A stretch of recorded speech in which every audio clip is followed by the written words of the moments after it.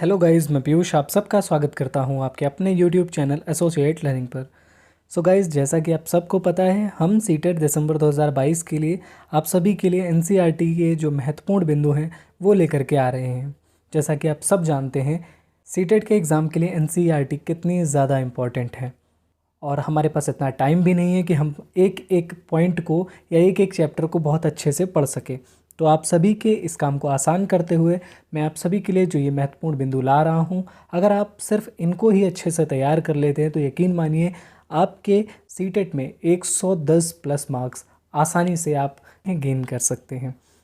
साथ ही साथ मैं आप सबको ये भी बताना चाहता हूँ कि हमारी क्वेश्चन सीरीज़ भी हमने चालू कर दी है। सीडीपी के क्वेश्चंस कराए जा चुके हैं। अगर आपने अभी तक हमारे क्वेश्चन सीरीज़ को ज्वाइन नहीं किया है तो क्वेश्चन सीरीज़ को ज़रूर ज्वाइन कर लें, क्योंकि प्रैक्टिस जितनी ज़्यादा आप करेंगे उतनी ही ज़्यादा आपको आराम रहेगी पेपर में क्वेश्चन सॉल्व करने पे। ठीक है, तो अगर अभी तक आपने ज्वाइन नहीं किया तो ज़रूर से ज्वाइन कर लें। साथ ही साथ हमारे टेलीग्राम चैनल को भी आप ज्वाइन कर सकते हैं, जहाँ पर आपको सारी पीडीएफ्स अवेलेबल होती हैं। ठीक है, तो चलिए स्टार्ट करते हैं हम अपने चैप्टर के साथ। जैसा कि आप सबको पता है, चैप्टर 1, 2, 3 और 4 ये चारों चैप्टर्स कंप्लीट हो चुके हैं। ये चारों चैप्टर्स हम करा चुके हैं। अगर अभी तक आपने वीडियोस नहीं देखे हैं तो डिस्क्रिप्शन बॉक्स में आपको उसका लिंक मिल जाएगा, आप वहां से जाकर के वीडियोस देख सकते हैं, या फिर आप डायरेक्ट चैनल पर जा कर के सर्च कर सकते हैं, तो वहाँ पर भी आपको सारी वीडियोज़ लाइन से मिल जाएंगी।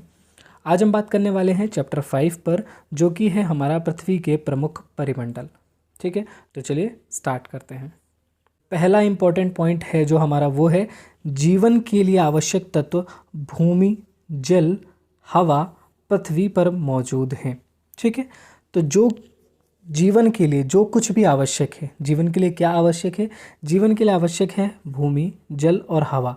ये तीनों ही कंपोनेंट्स हमारे पास मौजूद हैं। कहाँ पर? पृथ्वी पर। जैसा कि आप सबको पता होगा कि अर्थ जो है वो ओनली प्लैनेट है जहाँ पर जीवन है। ठीक है, धरती एकमात्र ऐसा ग्रह है जहाँ पर जीवन है। ठीक है, तो इसलिए हमें क्या ध्यान रखना है कि भूमि, जल और हवा ये तीनों जीवन के लिए आवश्यक तत्व हैं, और ये सारे कहाँ मौजूद हैं? पृथ्वी पर मौजूद हैं। ठीक है, अगला पॉइंट है हमारा, पृथ्वी का ठोस भाग जिस पर हम रहते हैं उसे भूमंडल कहा जाता है।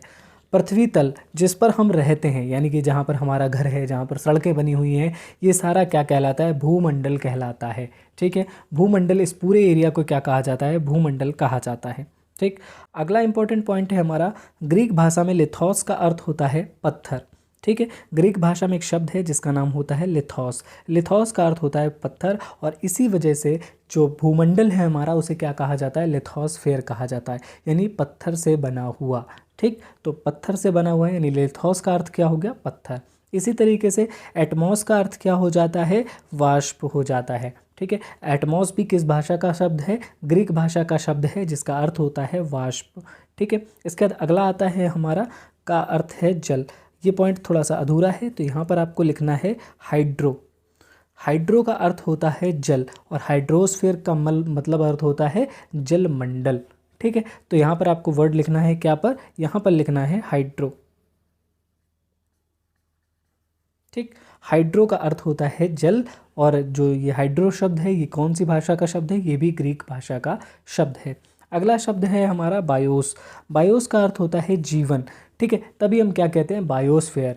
ठीक है, तो बायोस का अर्थ क्या होता है? बायोस का अर्थ होता है जीवन। लिथोस, एटमॉस, हाइड्रोस और बायोस ये चारों ग्रीक भाषा के शब्द हैं। लिथोस का अर्थ होता है पत्थर, एटमॉस का अर्थ होता है वाष्प, और हाइड्रोस का अर्थ होता है जल, और बायोस का अर्थ होता है जीवन। तो ये चारों ही इम्पोर्टेंट पॉइंट हैं। अगला पॉइंट है हमारा, गैस की परतें जो पृथ्वी को चारों तरफ से घेरती हैं उसे वायुमंडल कहा जाता है, जहां ऑक्सीजन, नाइट्रोजन, कार्बन डाइऑक्साइड तथा अन्य गैसें पाई जाती हैं। जैसा कि आप सबको पता है, एटमॉस्फेयर क्या है? एटमॉस्फेयर जो है वो गैसों से मिलकर के बना हुआ है। ठीक है, तो गैस की परतें जो होती हैं वो पृथ्वी को चारों तरफ से घेरती हैं, उसे क्या कहा जाता है? वायुमंडल कहा जाता है। ठीक, वायुमंडल जब इसे कहा जाएगा तो वायुमंडल में कौन कौन सी गैसें प्रेजेंट हैं? ऑक्सीजन है, नाइट्रोजन है, कार्बन डाइऑक्साइड है, और अन्य भी गैसें पाई जाती हैं, जैसे ऑर्गन हो गई, नियॉन हो गई, लेकिन इनकी मात्रा बहुत ही थोड़ी थोड़ी होती है। ठीक है, जो हमारा पूरा वायुमंडल है, वायुमंडल ऑक्सीजन और नाइट्रोजन से मिलकर के बना हुआ है। ठीक, एक इम्पॉर्टेंट पॉइंट इसमें और लिखा हुआ है, जो साइड में लिखा हुआ है, ये क्या है, विश्व की सबसे बड़ी झील कौन सी है, तो कैस्पियन सागर है। ठीक है, कैस्पियन सागर जो है वो विश्व की सबसे बड़ी झील है। ये बहुत ही इंपॉर्टेंट पॉइंट है, इसे ज़रूर नोट कर लीजिएगा, इसके आने के चांसेस बहुत ज़्यादा हैं। अगला इंपॉर्टेंट पॉइंट है, पृथ्वी के बहुत बड़े भाग पर जल पाया जाता है जिसे जलमंडल कहा जाता है। जलमंडल की जब हम बात करते हैं, चूँकि पृथ्वी को कैसा ग्रह कहा जाता है, नीला ग्रह कहा जाता है। और नीला ग्रह क्यों कहा जाता है, नीला ग्रह इसलिए कहा जाता है क्योंकि पृथ्वी का ज़्यादातर जो भाग है वो कैसा है, जल से घिरा हुआ है। ठीक है, तो जब जल से घिरा हुआ होगा तो जो भाग जल से घिरा है उस जल वाले भाग को जलमंडल कहा जाता है। ठीक है, और जो जल से घिरा नहीं है यानी कि स्थल है जहाँ पर, तो उसे स्थल मंडल कहते हैं या भूमंडल कहते हैं। ठीक, अगला पॉइंट है हमारा, पृथ्वी पर जल तीनों अवस्थाओं में पाया जाता है। जल की कितनी अवस्थाएं होती हैं ये आप सभी कमेंट करके ज़रूर बताएं। ठीक है, साथ ही जल जो है वो तीनों अवस्थाओं पर पृथ्वी पर पाया जाता है, जो कि बर्फ़ है, जल है और जलवाष्प, तीनों रूपों में ये पाया जाता है। अगर हम बात करें बर्फ़ की, तो बर्फ़ कहाँ पर पाई जाती है, बर्फ़ पाई जाती है ग्लेशियर्स में। ठीक है, इसके अलावा नॉर्थ पोल में, साउथ पोल पर, तो ये जो है ये बर्फीले क्षेत्र हैं। साथ ही साथ यहाँ बर्फ़ जो जल है वो कौन सी अवस्था में है, बर्फ़ के फॉर्म में पाया जाता है। अगला आता है जल, तो जल जितने समुद्र हैं, नदियां हैं, नहरें हैं, नाले हैं, इन सब में जो जल है वो जल के फॉर्म में ही पाया जाता है, यानी लिक्विड फॉर्म में पाया जाता है। इसके अलावा जो तीसरा फॉर्म है हमारा जलवाष्प, तो जलवाष्प के फॉर्म में कहाँ पाया जाता है, जब वाटर वेपराइजेशन होता है यानी कि वाष्पीकरण होता है, तो वाष्पीकरण की जो प्रक्रिया होती है उसमें जो हमारा जल होता है वो जलवाष्प के रूप में होता है। तो पृथ्वी पर जल तीनों ही रूपों में पाया जाता है, बर्फ़ के रूप में, जल के रूप में और जलवाष्प के रूप में। अगला पॉइंट है हमारा भूमंडल। भूमंडल क्या होता है, पृथ्वी की सतह को दो भागों में बांटा जाता है। बड़े स्थलीय भूभाग को महाद्वीप कहा जाता है तथा बड़े जलाशयों को महासागरीय बेसिन के नाम से जाना जाता है। अगर हम पृथ्वी को देखें तो पृथ्वी हमें आकाश से, या हम जब अंतरिक्ष से पृथ्वी को देखते हैं तो पृथ्वी हमें नीली नज़र आती है। ठीक है, साथ ही साथ उसके अलावा जब हमें थोड़ा बहुत अलग से दिखाई पड़ता है तो उसमें हमें थोड़ा ब्राउन कलर दिखाई पड़ता है, थोड़ा ग्रीन कलर दिखाई पड़ता है। तो वो क्या है, जो ब्लू एरिया है वो हमारा डिनोट करता है क्या, जलाशयों को, जो महासागर हैं उन सारी चीज़ों को दिखाता है। लेकिन जो हरा भाग है, जो भूरा भाग है, जो ग्रे भाग दिखाई पड़ता है हमें आसमान की तरफ से, वो क्या है, वो महाद्वीप होते हैं। ठीक है, तो पृथ्वी का जो स्थलीय भूभाग है वो क्या कहलाता है, महाद्वीप कहलाता है, और जो जल वाला भाग है वो क्या कहलाता है, महासागर कहलाता है। ठीक है, अगला पॉइंट है हमारा, समुद्री जल का तल, वाटर लेवल सभी जगह समान होता है। ठीक है, जो जल का तल होता है यानी समुद्री जो जल होता है, जो वाटर लेवल होता है वो सब जगह समान होता है, क्योंकि सारी वाटर बॉडीज़ जो हैं वो कहीं ना कहीं एक दूसरे से जुड़ी हुई हैं, इसीलिए जो वाटर लेवल है हमारा वो सब जगह बराबर होता है। ठीक, अगला पॉइंट है हमारा, स्थलों की ऊंचाई को समुद्र तल से मापा जाता है जिसे शून्य माना जाता है। ठीक, क्योंकि जो समुद्र तल होता है यानी कि जो वाटर लेवल होता है, वाटर लेवल सभी जगह पर समान होता है, और जब ये सब जगह पर समान होता है और अगर हम उसी को बेस मान करके किसी की हाइट नापेंगे तो हमेशा वो हाइट सही आती है। ठीक है, तो इसीलिए हम क्या करते हैं, किसी भी स्थल की ऊंचाई, किसी इमारत की ऊंचाई जब हम नापते हैं तो कहाँ से नापते हैं, वो स्थल की ऊंचाई हम कहाँ से नापते हैं, समुद्र के तल से नापते हैं, यानी कि वाटर लेवल को जल का जो स्तर होता है, जल का जो तल होता है, उससे हम उसे नापते हैं। ठीक है, अगला पॉइंट जो इम्पोर्टेंट पॉइंट है उसमें आता है, विश्व का सबसे ऊंचा शिखर माउंट एवरेस्ट समुद्र तल से 8,848 मीटर ऊंचा है। जो विश्व का सबसे ऊंचा शिखर है, जो जिसे हम माउंट एवरेस्ट के नाम से जानते हैं, माउंट एवरेस्ट जो है वो समुद्र से 8,848 मीटर ऊंचा है।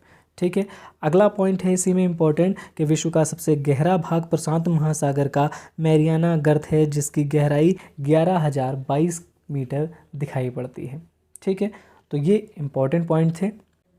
अभी हमने देखा कि पृथ्वी पर दो तरीके की संरचनाएं हैं, पहला महाद्वीप है, दूसरा महासागर है। ठीक है, तो अब हम बात करते हैं महाद्वीपों की। तो 7 प्रमुख महाद्वीप हैं।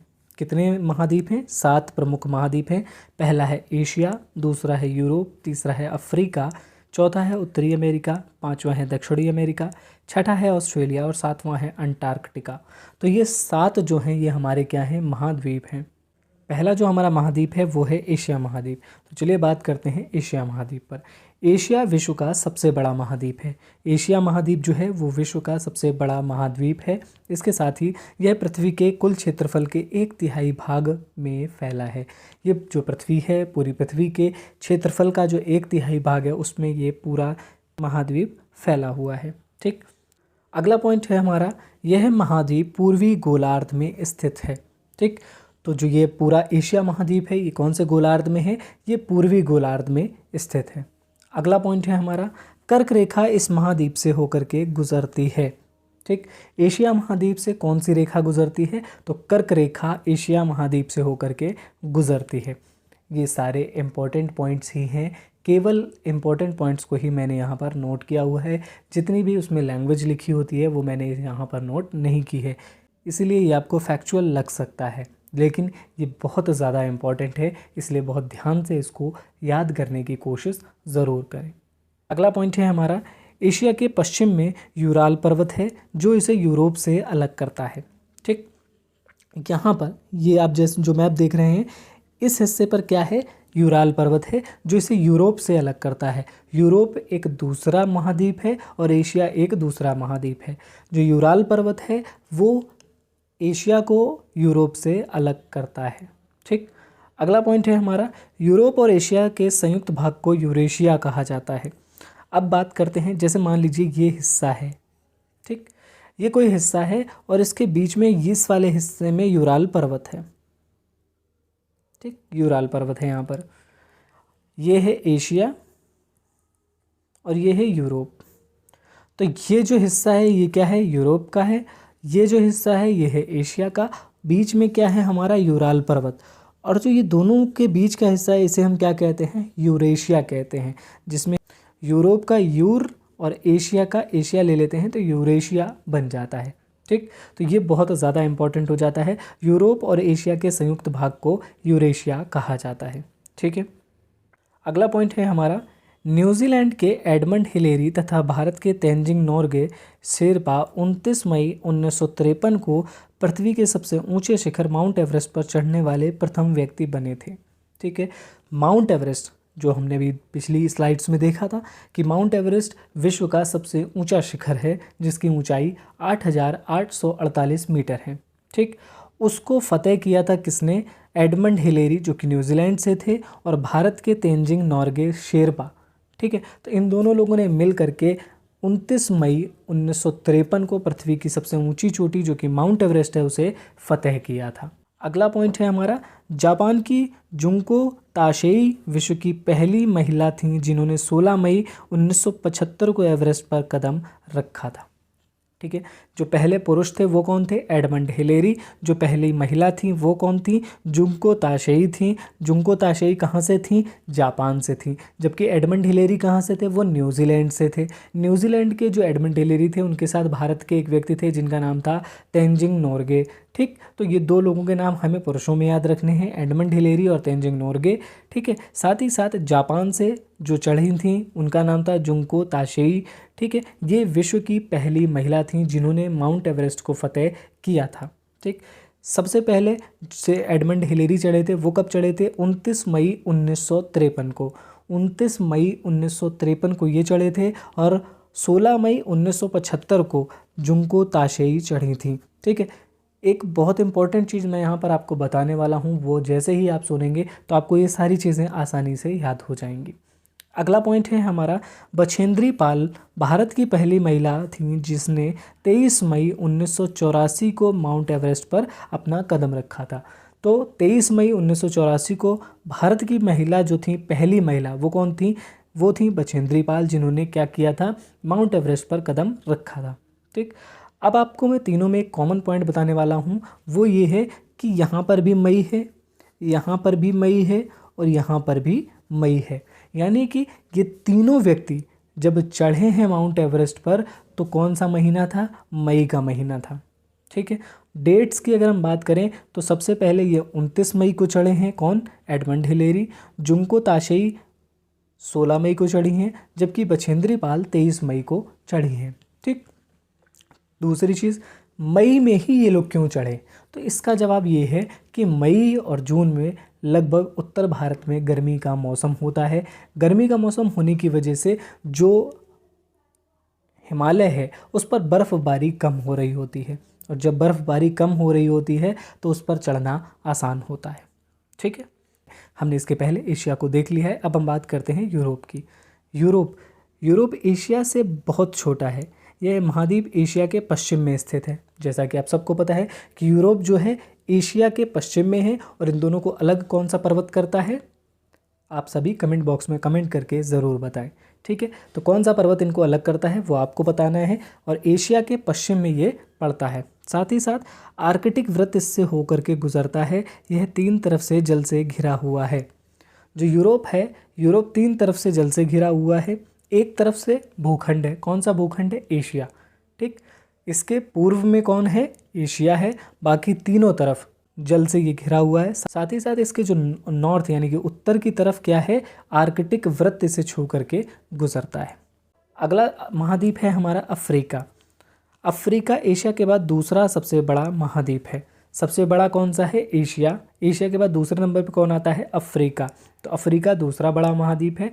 अफ्रीका का बहुत बड़ा भाग उत्तरी गोलार्ध में स्थित है। कर्क रेखा, विषुवत तथा मकर तीनों रेखाएं इससे होकर के गुजरती हैं। 3 रेखाएं होती हैं हमारी, कर्क रेखा, विषुवत रेखा और मकर रेखा। विषुवत रेखा का मतलब होता है भूमध्य रेखा। ठीक, तो कर्क रेखा, विषुवत रेखा या भूमध्य रेखा और मकर रेखा, ये तीनों रेखाएं जो हैं वो अफ्रीका से हो करके गुजरती हैं। ठीक है, बहुत इंपॉर्टेंट पॉइंट है। केवल एकमात्र ऐसा महाद्वीप है जिससे तीनों रेखाएं होकर के गुजरती हैं। ये फैक्ट कई बार सीटेट में पूछा गया है।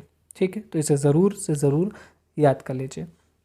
अगला पॉइंट है हमारा सहारा रेगिस्तान। विश्व का सबसे बड़ा गर्म रेगिस्तान है जो अफ्रीका में स्थित है।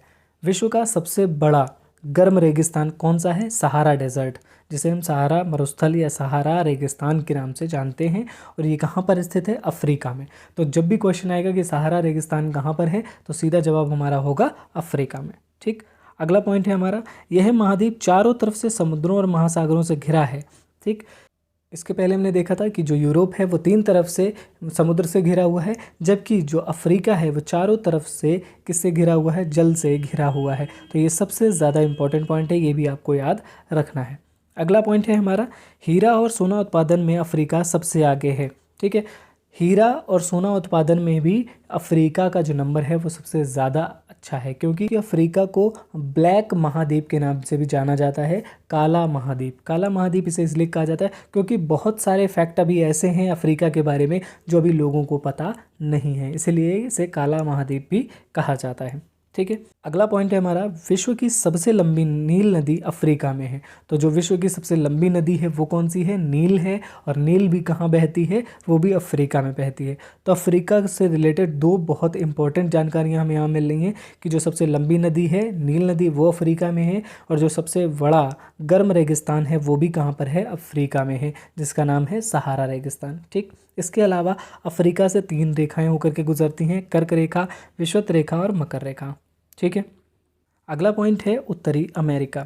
उत्तरी अमेरिका महाद्वीप जो है ये विश्व का तीसरा सबसे बड़ा महाद्वीप है। पहले नंबर पे एशिया, दूसरे पर अफ्रीका और तीसरे पर उत्तरी अमेरिका आता है। ठीक है, ये दक्षिण अमेरिका से एक सक्रिय स्थल से जुड़ा है जिसे पनामा स्थल संधि कहा जाता था। ठीक, इस पॉइंट को हम ऐसे समझेंगे,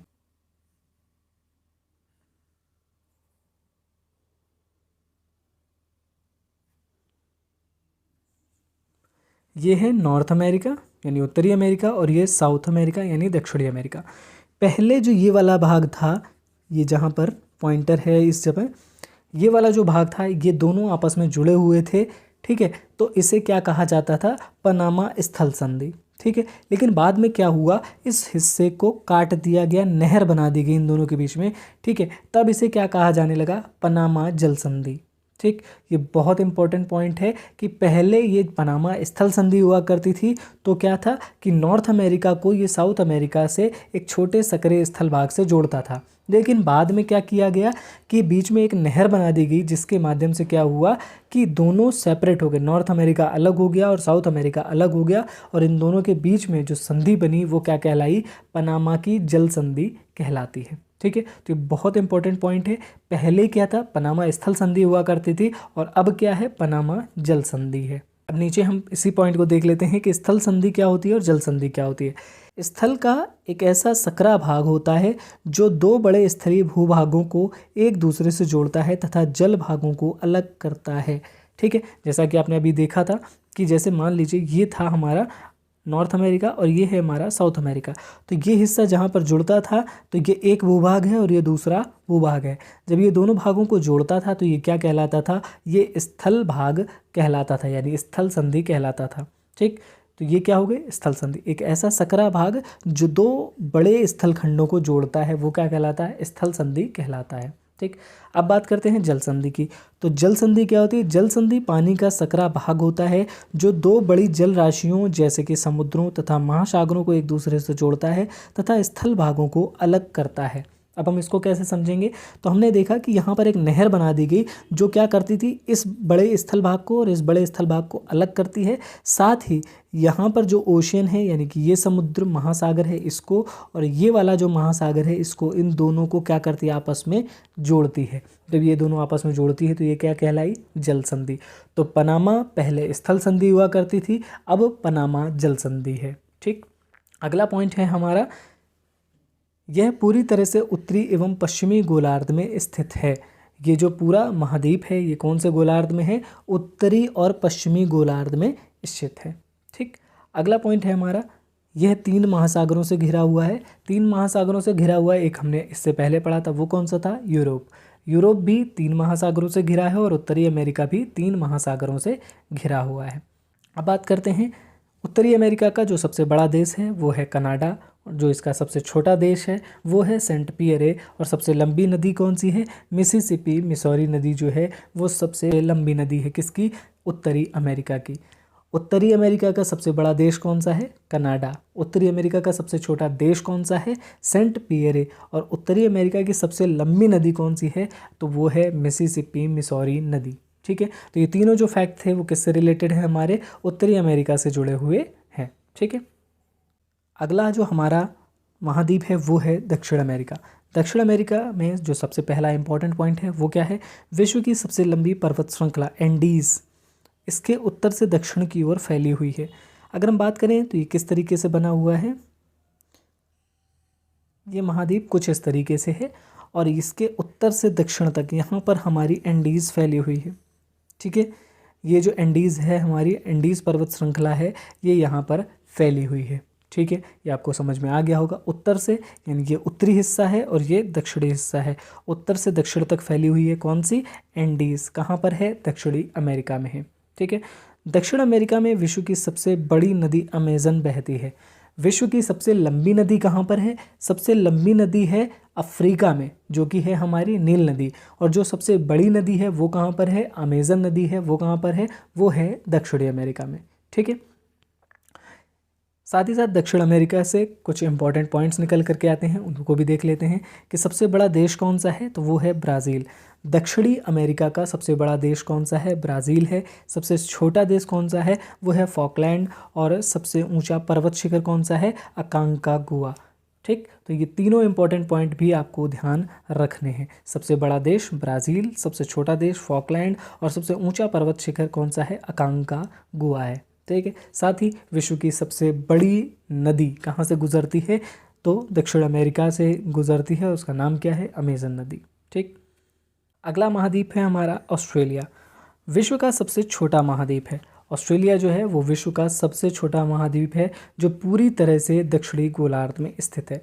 तो जो ये किस गोलार्ध में स्थित है, तो ये दक्षिणी गोलार्ध में स्थित है। यह चारों तरफ से समुद्रों तथा महासागरों से घिरा हुआ है, ये चारों तरफ से, यानी ऑस्ट्रेलिया है हमारा वो चारों तरफ से, उसके चारों तरफ क्या है, समुद्र है। ठीक है। इसे द्वीपीय महाद्वीप कहा जाता है। अब इसे द्वीपीय महाद्वीप क्यों कहा जाता है? क्योंकि ये एक आइलैंड की तरह क्या है, चारों तरफ पानी से घिरा हुआ है, इसीलिए इसे द्वीपीय महाद्वीप कहा जाता है। द्वीप क्या होते हैं? समुद्र के बीचों बीच कोई एक छोटी सी जगह जहाँ पर लोग रह सकते हैं या फिर जहाँ पर लोग आ जा सकते हैं, तो वो कहलाता है द्वीप। तो जो ये हमारा ऑस्ट्रेलिया है वो भी कैसा है, चारों तरफ इसके समुद्र है और ये बीच में पड़ा हुआ है। ठीक है, तो ये क्या कहलाता है? द्वीपीय महाद्वीप कहलाता है। ठीक है, अगला आता है हमारा अंटार्कटिका। अंटार्कटिका भी क्या है? अंटार्कटिका भी एक महाद्वीप है हमारा, और ये 5वां बड़ा महाद्वीप है। ठीक, सबसे पहला बड़ा महाद्वीप कौन सा है? सबसे बड़ा महाद्वीप है हमारा एशिया, दूसरे नंबर पे आता है अफ्रीका, तीसरे नंबर पे आता है उत्तरी अमेरिका, चौथे नंबर पे आता है दक्षिणी अमेरिका, और 5वें नंबर पे कौन सा हो गया? अंटार्कटिका। ठीक, अंटार्कटिका हो गया। अंटार्कटिका के बाद छठे नंबर पे हमारा यूरोप आता है, और 7वें पे, क्योंकि सबसे छोटा कौन सा है? ऑस्ट्रेलिया। ठीक, तो 7वें नंबर पे कौन सा हो गया? ऑस्ट्रेलिया। तो इन सभी का क्रम अगर आपको याद है तो ज़रूर से कमेंट करके बताएं, और नहीं याद है तो इसी वीडियो में मैंने बताया हुआ है, तो आप इसे तुरंत देखकर याद कर लें। तो 5वां सबसे बड़ा महाद्वीप कौन सा है? अंटार्कटिका है। इसके अलावा दक्षिणी ध्रुव इस महाद्वीप के मध्य में स्थित है। ठीक, अंटार्कटिका जो है हमारा वो साउथ पोल की तरफ, यानी दक्षिणी पोल है हमारा, दक्षिणी ध्रुव है हमारा, उधर की तरफ पड़ता है। तो जो दक्षिणी ध्रुव है वो इस महाद्वीप के बीचों बीच पड़ जाता है। यह हमेशा मोटी बर्फ़ की परतों से ढका रहता है। जैसा कि हमने पिछली वीडियोस में पढ़ा था, चूँकि सूर्य की किरणें यहाँ पर सीधी नहीं पड़ती हैं, ठीक है, लंबवत ना पड़ करके कैसी पड़ती हैं? तिरछी पड़ती हैं, जिसकी वजह से क्या होता है, यहाँ पर गर्मी बहुत कम पड़ती है। जब गर्मी कम पड़ेगी तो क्या होगा? बर्फ़ की चादर हमेशा बनी रहेगी, तो इसीलिए ये हमेशा मोटी बर्फ़ से ढका हुआ रहता है। यहाँ किसी भी प्रकार का स्थायी निवास नहीं है। जो जगह जहाँ का टेम्परेचर बहुत कम होगा वहाँ पर स्थायी निवास नहीं बनाए जा सकते, इसीलिए यहाँ पर कोई भी निवास नहीं है। ठीक है, भारत के शोध संस्थान यहाँ स्थित हैं। इनके नाम हैं मैत्री, दक्षिण गंगोत्री और भारती। ठीक है, तो मैत्री, दक्षिण गंगोत्री और भारती, ये तीनों क्या हैं? ये शोध संस्थान हैं भारत के जो यहाँ पर स्थित हैं। अब बात करते हैं जलमंडल की। तो जलमंडल 71% भाग हमने देखा था कि जल है, और 29% जो भाग है हमारा वो कैसा है? स्थल भाग है। ठीक है, पृथ्वी को नीला ग्रह कहा जाता है। जैसा कि अभी हमने पहले बात की थी कि जो पृथ्वी है, जब हम उसको अंतरिक्ष से देखते हैं तो वो हमें नीली दिखाई पड़ती है। क्यों? क्योंकि उसके 71% भाग पर क्या है? जल है। जब 71% भाग पर जल है, वो नीला होता है, तो हमें क्या दिखाई पड़ेगा? पृथ्वी ऊपर से कैसी दिखाई देगी? नीली। तो इसलिए पृथ्वी को कैसा ग्रह कहा जाता है? नीला ग्रह कहा जाता है। ठीक, अगला पॉइंट है हमारा, जल का बहुत ही कम भाग अलवण जल के रूप में पाया जाता है, जो मनुष्य के इस्तेमाल में आता है। ये पॉइंट थोड़ा सा इम्पॉर्टेंट हो जाता है अलवण जल की वजह से। अलवण जल क्या होता है? लवण क्या होते हैं? सबसे पहले हमें देखना होगा कि लवण क्या होते हैं। तो लवण जो होते हैं वो क्या कहलाते हैं? सॉल्ट, यानी पानी में सॉल्ट मिले हुए होते हैं। ठीक, तो जो हमारे समुद्रों में पानी है, जो नहरों में पानी है, तो वो कैसा है? खारा जल है, उसमें सॉल्ट मिले हुए हैं। ठीक, तो ये जल हम डायरेक्ट उपयोग में नहीं ले सकते, क्योंकि अगर हम इनका उपयोग करते हैं तो हमारे लिए काफ़ी हानिकारक होते हैं। इसीलिए हम क्या करते हैं? शुद्ध जल का प्रयोग करते हैं, जो नदियों में पाया जाता है। तो नदियों में जो जल है और जो समुद्रों में जल है, उनका रेशियो बहुत ही कम निकल करके आता है, जो मनुष्य के इस्तेमाल में आ सकता है। ठीक है, अलवणीय जल पृथ्वी पर बहुत कम मात्रा में पाया जाता है। ठीक है, जो समुद्रों में जल है वो लवणीय जल है। ठीक, अगला पॉइंट है हमारा, महासागरीय धाराएं, तरंगें तथा ज्वार भाटा महासागरीय जल की 3 प्रमुख गतियां हैं। ठीक, जो महासागरों में जल है, अब महासागरों में जो जल है वो स्थिर तो रहेगा नहीं, तो जो वो है वो कैसे करता है? महासागर का जो जल है वो मूवमेंट करता है। तो मूवमेंट किन किन तरीक़ों से करता है? तो वो मूवमेंट करता है धाराओं के रूप में, तरंगों के रूप में और ज्वार भाटा के रूप में। ठीक, धाराओं के रूप में, तरंगों के रूप में और ज्वार भाटा के रूप में जो महासागरीय जल है वो क्या करता है? एक जगह से दूसरी जगह पर मूव करता रहता है। ठीक है, तो इसी के बाद हम बात करते हैं बड़े से छोटे आकार में क्रमशः 5 महासागर प्रमुख हैं। ठीक, तो 5 महासागर ऐसे हैं जो प्रमुख महासागर हैं, और वो छोटे से बड़े के क्रम में अरेंज्ड हैं। आप इनको देख लीजिए। अगर आपको क्रम पता है तो कमेंट करके कमेंट बॉक्स में ज़रूर लिखें। पहला जो आता है सबसे बड़ा महासागर है हमारा प्रशांत महासागर, दूसरे नंबर पे आता है अटलांटिक महासागर, तीसरे नंबर पर आता है हिंद महासागर, चौथे नंबर पर आता है दक्षिणी महासागर और पाँचवें नंबर पर आता है आर्कटिक महासागर। ठीक है, तो ये बड़े से लेकर के छोटे तक का ये क्रम दिया हुआ है, प्रशांत महासागर से लेकर के आर्कटिक महासागर तक। ठीक है, तो पहले बात करते हैं प्रशांत महासागर की। प्रशांत महासागर सबसे बड़ा महासागर है, जैसा कि अभी हमने देखा। पृथ्वी के 1/3 भाग में ये भी फैला है। पृथ्वी के 1/3 भाग पर एशिया भी फैला है। एशिया जो कि एक महाद्वीप है, एशिया पृथ्वी के 1/3 भाग पर फैला है, यानी कि जो एशिया है वो पृथ्वी के स्थल खंड वाले 1/3 भाग पर फैला है, और जो प्रशांत महासागर है वो जलमंडल के 1/3 भाग पर फैला हुआ है। ठीक है, अगला पॉइंट है हमारा पृथ्वी का सबसे गहरा भाग मैरियाना गर्त इसी में स्थित है। ये भी पॉइंट हमने पीछे पढ़ा था कि मैरियाना गर्त की जो गहराई है वो कितनी है, 11,022 मीटर इसकी गहराई है, जो कहाँ से हम नापते हैं, समुद्र तल से नापते हैं। और मैरियाना गर्त कहाँ पाई जाती है, प्रशांत महासागर में पाई जाती है, और ये क्वेश्चन सीटेट में कई बार पूछा गया है। ठीक है, अगला पॉइंट है हमारा हिंद महासागर। हिंद महासागर, इसका नाम हमारे देश भारत के नाम पर पड़ा है। हिंद महासागर का नाम किस पर पड़ा है, भारत के नाम पर पड़ा है। अब भारत का नाम तो भारत है, हिंद कैसे पड़ा, तो भारत का नाम पहले क्या हुआ करता था, हिंदुस्तान, तो हिंदुस्तान के नाम पर इसका नाम हिंद महासागर पड़ा गया है। और हिंद महासागर का जो आकार है वो कैसा है, त्रिभुजाकार है। हिंद महासागर का आकार त्रिभुजाकार है। ठीक है, अब बात करते हैं अटलांटिक महासागर की। ठीक है, तो पहला पॉइंट है जो हमारा विश्व का दूसरा बड़ा महासागर है, ये एस के आकार का है, यानी इसका जो शेप है वो कैसा है, एस के आकार का है। जैसे हिंद महासागर का जो शेप है वो कैसा है, वो है त्रिभुजाकार, और अटलांटिक महासागर का शेप कैसा है, एस के आकार का है। इसके पश्चिमी किनारे पर उत्तरी तथा दक्षिणी अमेरिका है, और पूर्वी किनारे पर यूरोप और अफ्रीका है। अगर हम बात करें डायग्राम के माध्यम से, तो ये हो जाता है हमारा अटलांटिक महासागर। अटलांटिक महासागर के उत्तर में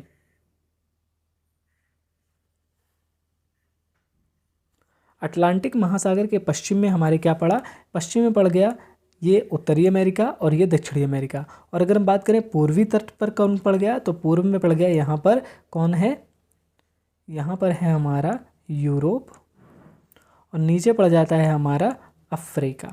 ठीक है, तो जो ये समुद्र है कौन सा है, महासागर, ये महासागर है हमारा अटलांटिक महासागर। तो अटलांटिक महासागर यहाँ पर फैला हुआ और ये एस के आकार का है।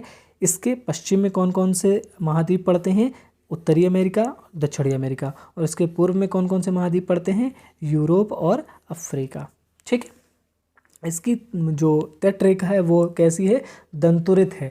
दंतुरित का मतलब क्या है, दांत के आकार की है, यानी कैसे हैं, दांत एक खांचे जैसे कटे हुए हैं। ठीक है, जैसे आरी होती ना, इस तरीके की तो इसकी जो तट रेखा है वो इस तरीके से बनी हुई है, जिससे क्या होता है कि जो जहाज होते हैं वो इस समुद्र में आसानी से ट्रैवल भी करते हैं, साथ ही साथ महासागर जो हैं, महासागरों के माध्यम से वो महाद्वीप के काफ़ी अंदर तक जा भी सकते हैं। ठीक है, व्यापार की दृष्टि से ये सबसे व्यस्ततम महासागर है।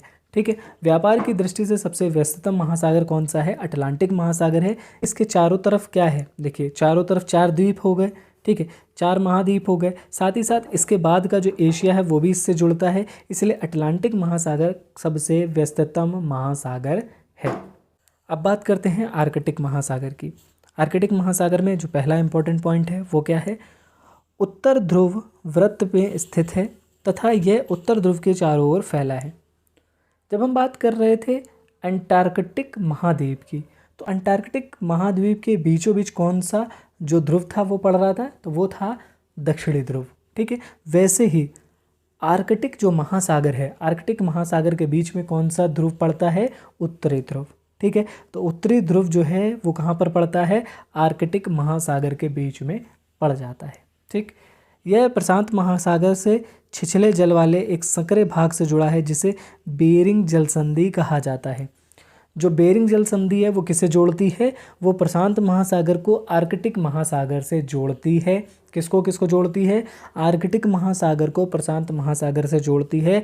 ये क्वेश्चन बहुत इंपॉर्टेंट है, सीटेट में कई बार पूछा गया है।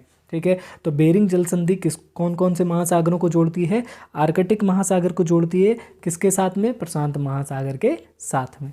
ठीक। जल संधि क्या होती है, स्थल संधि क्या होती है, ये मैंने अभी पहले ही बता दिया है। ठीक। अगला पॉइंट है हमारा वायुमंडल। वायुमंडल 1600 किलोमीटर की ऊंचाई तक फैला है। जो एटमॉस्फेयर है हमारा, वो धरती के जो स्थल भाग है, स्थल भाग से लेकर के ऊंचाई पर जैसे जैसे हम बढ़ते जाएंगे तो 1600 किलोमीटर तक हमारा वायुमंडल है। ठीक है। इसके बाद क्या होता है, अगला पॉइंट है हमारा, वायु को उसके घटकों, तापमान तथा अन्य के आधार पर 5 परतों में बांटा जाता है। जो वायुमंडल है हमारा, ठीक है, वायुमंडल में अलग अलग लेयर्स बनी हुई हैं। ठीक है। अब इन लेयरों को अलग अलग तरीके से बांटा जाता है, जैसे कि उसका तापमान कितना है, ठीक है, और अन्य आधार भी होते हैं इनको बांटने के। तो कौन कौन सी परतें हैं उनके बारे में जान लेते हैं। ये परतें जो हैं वो पृथ्वी की सतह से स्टार्ट होती हैं, यानी सबसे नीचे क्या है, हमारी पृथ्वी है। पृथ्वी के ऊपर सबसे पहले क्या पड़ेगा, क्षोभ मंडल।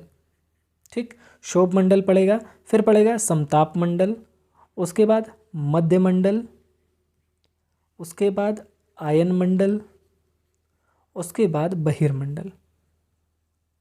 ठीक, तो ये मंडल हैं पृथ्वी की सतह से स्टार्ट होते हैं और ऊपर ऊपर ऊपर ऊपर बढ़ते चले जाते हैं। तो जो सबसे नीचे वाला मंडल है उसे हम कौन से मंडल के नाम से जानते हैं, क्षोभ मंडल, या फिर इसे इंग्लिश में ट्रोपोस्फेयर कहा जाता है। और जो सबसे बाहर पड़ता है उसे हम बहिर्मंडल या एग्जॉस्फेयर के नाम से जानते हैं। ठीक है। तो ये काफ़ी इंपॉर्टेंट पॉइंट है, इन्हें ज़रूर नोट कर लीजिएगा। अगला इंपॉर्टेंट पॉइंट है, वायुमंडल मुख्यतः ऑक्सीजन तथा नाइट्रोजन से बना है, जो साफ तथा शुष्क हवा का 99% है।